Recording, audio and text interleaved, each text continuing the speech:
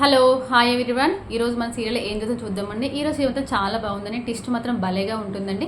ఇంకా రోహిణి స్వరూపం బయటపడుతుందా, మరి రోహిణి తన రోహిణి కాదు, మరి కళ్యాణ్ అనే విషయం, తను వచ్చింది వాళ్ళ మమ్మీ ఇంటికి వచ్చింది వాళ్ళ మమ్మీ అనే విషయాన్ని మరి కుటుంబ సభ్యులు తెలుసుకున్నప్పుడు ఏ విధంగా రియాక్ట్ అవుతారనే విషయాన్ని మనం చూడాల్సి ఉందని. మరోవైపు చూసినట్లయితే ఇంకా రవి అయితే వాళ్ళ నాన్నమ్మ ఫోన్ చేసిందని ఇంటికి వచ్చినప్పుడు బాలు రవి మీద ఏ విధంగా రియాక్ట్ అవుతాడో, అందుకు పాపం మరి బాలు అంటే రవి ఏ విధంగా రియాక్ట్ అయ్యి వెళ్ళిపోతాడు, వాళ్ళ నాన్న చూడకుండా ముందుకి ఎలా వెళ్ళిపోతున్న విషయాన్ని కూడా మనం చూడాల్సి ఉందని. ఇంకెక్కడ చూసినట్లయితే ఆలస్యం చేయకుండా అయితే మనం డైరెక్ట్ అయితే ఎపిసోడ్లోకి వెళ్ళిపోతాం. నిన్న సీరియల్ కంటిన్యూ భాగంగా వెళ్ళినట్లయితే ఇంకా రోహిణి అయితే చాలా రెడీ అయిపోయి, ఇంకా పండగ కదా రెడీ అయిపోయి అక్కడ ఉంటుంది. అప్పుడే రోహిణి వాళ్ళ అత్తయ్య వచ్చేసి, ఏంటమ్మా మా అత్తయ్య గారు వచ్చారు, తన ఇంటికి పెద్ద కోడల చేత ఒక వాయనము గ్యారెలు వేయించాలనేసి అంటూ ఉంటుంది. అన్నంతట రోహిణి, అయ్యో అత్తయ్య నాకు గ్యారెలు వేయడం రాదత్తయ్య అంటే, అయ్యో అలా అంటే ఎలా అమ్మా, ఒక్కసారి రా అనేసుకుంటా. ఇక చూసినట్లయితే బామ్మ ఉన్ను మీనా అయితే అక్కడ గ్యారెలు వేయించడానికైతే రెడీగా ఉంటారు. ఇంకా అప్పుడే రోహిణిను వాళ్ళ అత్తయ్య అయితే ఇద్దరు అక్కడికి వస్తూ ఉంటారు. రావడంతో, ఏంటమ్మాయి బ్యూటీ పార్లర్ నడపడం ఒకటే పని కాదు, ఇంట్లో అన్ని పనులు నేర్చుకోవాలి, వంట పని కూడా చెయ్యాలి, గ్యారెలు వేయరాదంటే ఎలా, వేస్తే అవే వస్తాయి, అమ్మ మీనా అరిటాకు ఇవ్వు, తనే వేస్తుంది అనేసి అంటుంటే, ఇంకా బామ్మ అయితే రోహిణికి ఎలా చేయాలనే విషయాన్ని ఇంకా చెప్తా ఉంటుంది. మంచిగా గుండ్రగా చెయ్యి, అలాగే దాంట్లో చిల్లు పెట్టు అనేసి చెప్తా ఉంటే, ఇంకా రోహిణి అయితే తనకు ఇంకా తెలిసిన పద్ధతిలో అయితే కొన్ని గ్యారెలు అయితే వేస్తూ ఉంటుంది. ఇంకా ఒక 2 సార్లు వేయడంతో, అమ్మో ఈ గ్యారెలని నా చేతనే వేయించినట్టుంది ఈ బామ్మ, నీకు ఎలా అయినా తప్పించుకోవాలనే ఉద్దేశంతో అయితే, అమ్మ నాకు చాలా హెడేక్గా ఉంది, నాకు ఈ ఆయిల్ స్మెల్ పడదనుకుంటా తప్పించుకుంటూ ఉంటుంది. ఇంకా అప్పుడే వాళ్ళ అత్తయ్య అయితే, అమ్మ రోహిణి రామ్మ అనుకుంటా చాలా ఇంకా తీసుకొని వెళ్తూ ఉంటుంది. రోహిణిని తీసుకెళ్ళడంతో, అత్తయ్య నాకు చాలా హెడేక్గా ఉంది అంటే, సరే అమ్మ నీకు తడిగుడ్డ వేస్తాననేసి తన తలపైన అయితే తడి క్లాత్ వేసి వెళ్తూ ఉంటుంది. ఇక్కడ చూసినట్లయితే ఇంకా మీనా బామ్మ అంటుంది, ఇంకా మన తప్పేది ఉందా, పద మనం వేద్దాం అనుకుంటా. బామ్మ అయితే మీన చేత ఇంకా గ్యారెలు అయితే వేపిస్తూ ఉంటుంది. అప్పుడే వచ్చిన మీనా వాళ్ళ అత్తయ్య, ఏంటి గ్యారెలు నల్లగా ఉన్నాయంటే, అయ్యో అలా అంటావేంటి, 1-2 ఇన్ని చేసినప్పుడు 1-2 అలా ఉంటాయి అంతే తప్ప అన్నీ అలానే అంటావేంటి, మరి తన రోహిణి కూడా అంతే కదా అత్తయ్య గారు, ఫస్ట్ టైం నేర్చుకున్నప్పుడు మరి అలానే ఉంటుంది, మీరు మరి రాదు కాదు అని ఎలా అంటారు, సర్లే చెప్పింది బాగానే ఉంది కానీ అనుకుంటే ఇంకా అక్కడ డిస్కషన్ చేసుకుంటూ ఉంటారు. ఇంకా అప్పుడే ఆటో నుంచి వెళ్ళైతే రోహిణి వాళ్ళ అమ్మగారు అయితే వస్తూ ఉంటుంది. అమ్మ ఒక బాబుని పట్టుకొని వస్తూ ఉంటుంది. ఇంకా రోహిణి తలపైన క్లాత్ని చూసి అయితే తనకి ఏమో అయిందనేసి అమ్మ రోహిణి అనేసి గట్టిగా అరుస్తూ ఉంటుంది. ఇంకా అరుపులకైతే కిచెన్లో ఉన్న వాళ్ళు ముగ్గురు అయితే పరిగెత్తుకుంటూ వస్తారు. ఇంకా రోహిణి కూడా చాలా కంగారు పడిపోతూ ఉంటుంది. ఎందుకు ఇంతగానో ఇంకా ఏడుస్తూ ఉంటుంది తను వచ్చిన వాళ్ళ అమ్మ. అప్పుడు ఏడవడంతో అక్కడ ఉన్న వాళ్ళందరి అంటే వాళ్ళ రోహిణి వాళ్ళ అమ్మని చూసి, వచ్చింది రోహిణి వాళ్ళ అమ్మ అనేసి ఇంట్లో వాళ్ళకి ఎవరికి తెలియదు, అంటే తన ఒక బంధువు అనేసి మాత్రమే అందరికీ తెలుసు. అప్పుడే ఇంకా మీనా కానీ ఇంకా ఆ బామ్మ ఇంకా అప్పుడు అటువైపు నుంచి వెళ్ళైతే ఇంకా రోహిణి వాళ్ళ హస్బెండ్ వాళ్ళ మామయ్య వాళ్ళ అందరు వస్తూ ఉంటారు. ఏంటి ఇంత గట్టిగా వచ్చావేంటి అంటే, రోహిణికి ఏదో దెబ్బ తాకింది అనుకున్నాను అనేసి వచ్చిన ఆమె చెప్తూ ఉంటుంది.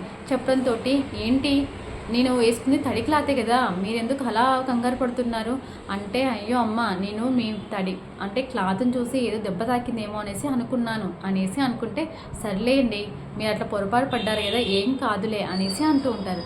అనడంతో ఇంకా అప్పుడే రోహిణి, ఏంటి ఇప్పుడు వచ్చావేంటి అనేసి అడుగుతూ ఉంటే, అంటే నేను ఇప్పుడే ఊరి నుంచి వచ్చాను, అందుకే ఒకసారి మేము చూసిపోదాం పండగ కదా అనేసి వచ్చాననేసి అక్కడ ఉన్న వాళ్ళతో చెప్తా ఉంటుంది. అప్పటికే అక్కడికి బాలు కూడా వస్తారు. బాగున్నావా అమ్మ, ఎప్పుడు వచ్చారు అంటే, ఇప్పుడే వచ్చాను. ఏంటి అందరు అలా వచ్చారు, అందరు కంగారు పడుతున్నారు అంటే, ఈవిడ రోహిణి చూసి ఏదో కంగారు పడిపోయింది, ఏడుస్తూ ఉంటే అందరం వచ్చేసాం బయటికి అనేసి ఇంకా మీన కూడా చెప్తూ ఉంటుంది. సర్లే వచ్చారు కదా, ఇంకా సాయంత్రం దాకా ఇక్కడే ఉండండి అంటే, అప్పుడే అమ్మ వచ్చిన రోహిణి వాళ్ళమ్మ, ఎందుకులే బాబు ఇంకా మేము వెళ్ళిపోతాంలే అనేసరికి ఇంకా బాలు వాళ్ళ నాన్న అయితే అంటూ ఉంటాడు, అలా ఎలా వెళ్ళిపోతారమ్మా, వచ్చారు కదా పండుగడే కదా, తిన్నాక భోజనం చేసినాక వెళ్తురు కానీ అనేసి అంటూ ఉంటుంది. కానీ రోహిణి మాత్రం చాలా గిల్టీగా ఫీల్ అవుతుంది. అంటే ఇక్కడ వచ్చిన తన అమ్మ అనే విషయం అందరికీ బయటపడిపోతుంది అనేసి భయపడుతూ ఉంటుంది. ఇంకా ఇక్కడ చూసినట్టయితే మీన అయితే ఆ అమ్మని అయితే తీసుకొని పోతూ ఉంటుంది లోపలికి.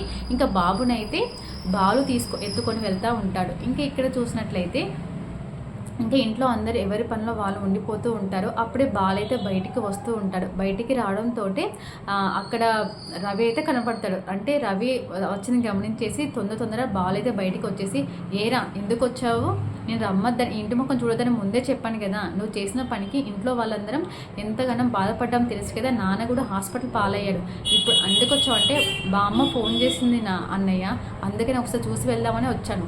అయ్యో నువ్వు చేసిన విషయం నాన్నమ్మకు తెలియదు, తెలిస్తే నేను ఇక్కడికి రానిచ్చేదే కాదు. నువ్వు ఏదో పని మీద బయటికి వెళ్ళామని చెప్పాం, నువ్వు అదే శృతిని పెళ్లి చేసుకున్న విషయం నాన్నకు అట్లా అయిందని చెప్తే అసలు నేను అడుగు తొక్కించేదే కాదు. అంటే అన్నయ్య ఒక్కసారి చూసి వెళ్తాను పండగ కదా అంటే, నీకు ఇంకా ఇక్కడ ఎవరు ఉన్నారని వచ్చావు, చూసుకోనికి నీకు అక్కడ నీ భార్య ఉంది కదా, తనని చూసుకో, మమ్మల్ని చూసిన అవసరం లేదు నువ్వు అనేసి బాలైతే కఠినంగా మాట్లాడుతూ ఉంటారు. అయినా నువ్వు చేసింది మేము ఎలా మర్చిపోతాం అనుకున్నావు, మమ్మల్ని కాదనుకుంటా వెళ్ళిపోయావు కదా, అక్కడే ఉండు.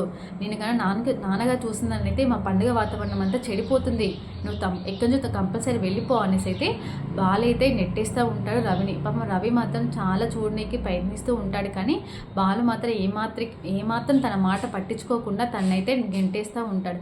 ఇంకా వెంటనే నీకు చెప్పింది అర్థం కావట్లేదా, వెంటనే వెళ్ళు ఇక్కడ నుంచి వెళ్ళనేసి అయితే బాలు అయితే రవిని అంటూ ఉంటే అప్పుడే వాళ్ళ నాన్నగారు వస్తూ ఉంటాడు. ఇంకా అది గమనించిన బాలు అయితే వెంటనే రవిని కొంచెం పంపించేస్తాడు.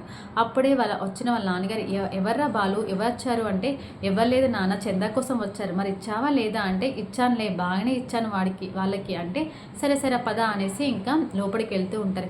ఇక్కడ చూసినట్లయితే ఇంకా అంటే వాళ్ళ రోహిణి వాళ్ళ అమ్మవారిని లోపల తీసుకుని వస్తుంది కదా, ఎవరు మీనా తీసుకుని వస్తుంది. ఏంటమ్మా అలా కంగారు పడిపోతున్నారు, చెప్పాం కదా ఉండమనేసి, మామయ్య కూడా చెప్పారు కదా సాయంత్రం దాకా ఉండమని, అయినా ఎందుకు అలా సంకోచిస్తున్నారు అంటే, అమ్మ చూశాను కదా వెళ్ళిపోతే అయిపోద్ది అనేసి అంటే, ఏం లేదులే, అరే చింటూ నీకు తిన్నీకి ఏమన్నా తీసుకుని వస్తాననేస్తే మీనైతే వెళ్ళిపోతూ ఉంటుంది.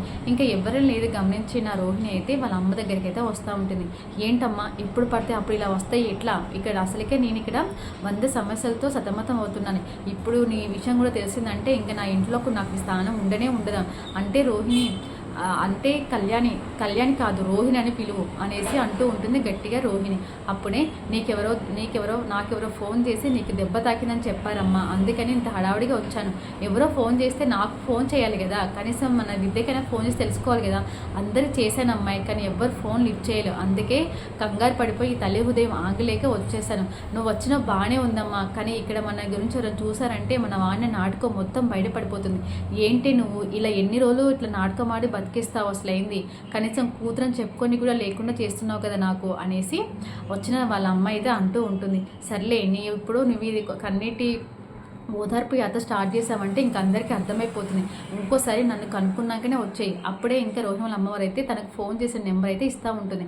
ఇంకా రోహిణి అయితే తన ఫోన్లో ఆ నెంబర్ చూసుకుంటే ఇది దినేష్ కదా, వీడెందుకు ఫోన్ చేశాడు ఇప్పుడు అనేసి అనుకుంటూ ఉంటుంది.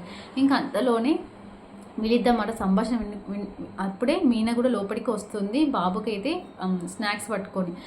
వాళ్ళిద్దరు మీనని చూసేది షాక్ అయిపోతూ ఉంటారు, రోహిణి వాళ్ళ అమ్మవారు. ఎందుకంటే మా ఒక మాటలు మీనా విన్నదేమో అనేసి కంగారు పడుతూ ఉంటారు. కానీ అప్పటికే మీనా అయితే ఓన్లీ లాస్ట్ మాటలు మాత్రమే వింటూ ఉంటుంది, వాళ్ళ మాటలు అయితే వినదు.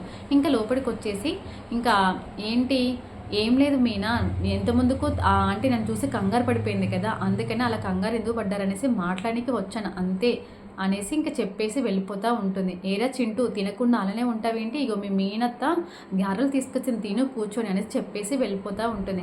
ఇంకా అప్పుడే తనకైతే డౌట్ వస్తూ ఉంటుంది మీనకైతే రోహిణి గురించి. అప్పుడే అమ్మను ఏంటి అమ్మగారు నీకు రోహిణి ముందే తెలుసా అనేసి డౌట్గా అడుగుతూ ఉంటుంది. అందుకు మరి తనైతే ఏం చెప్పలేక చూస్తూ ఉంటుంది. ఇంక ఇక్కడ చూసినట్లయితే ఇంకా సాయంత్రం అవుతూ ఉంటుంది కదా, అందరు టపాసులు పేలుస్తూ ఉంటారు. ఇంకా అటువైపు నుంచి అయితే రవి కూడా వాళ్ళందరినీ అంటే ఆ కుటుంబం నుంచి రవి మిస్ అయిపోతాడు కదా, కాకపోతే వాళ్ళందరిని చూస్తే బయట నుంచి అయితే చూస్తూ ఉంటాడు. ఇంకా అక్కడ చూసినట్లయితే అందరూ పటాసులు వేసిన సమయానికైతే చిన్నపిల్లాడు ఉంటాడు కదా, వాళ్ళ అంటే ఆ అమ్మతో తీసుకొచ్చిన అబ్బాయి ఆ టపాసులకు భయపడి కంగారు పడిపోతూ ఉంటే, రోహిణి మాత్రం వాళ్ళ అమ్మ అక్కడ పక్కన ఉన్నా కూడా తన బాబు అన్నట్టుగా పోయి ఆ అబ్బాయిని హత్తుకొని పక్క జరుపుతూ ఉంటుంది. ఇంకా అది చూసిన వాళ్ళందరైతే షాక్ అయిపోతారు. ఏంటి రోహిణి, ఆల్రెడీ వాళ్ళ నాన్నమ్మ అక్కడ ఉంది కదా, నువ్వేంటి అంత హఠాత్తుగా ఊరికొచ్చి అబ్బాయిని పట్టుకున్నావు అనేసి బాలు అడుగుతాడు. మరి బాలు అడిగిన సమాధానానికి రోహిణి ఏమని సమాధానం చెప్తుంది, మరి తన ఇన్ని రోజు అన్నీ ఆడుతున్న నాటకం బయటపడుతుందా, అది తెలిసినప్పుడు వాళ్ళ అత్తయ్య అంటే రోహిణి నమ్ముకున్న అత్తయ్య ఏ విధంగా రియాక్ట్ అవుతాడనే విషయాన్ని కూడా మనం రేపటి ఎపిసోడ్లో చూద్దామండి. ఇదే ఈరోజు వీడియో. మీకు కనుక నా వీడియో నచ్చినట్లయితే ప్లీజ్ లైక్, షేర్, కామెంట్ చేయండి. Subscribe to my channel. Thank you for watching.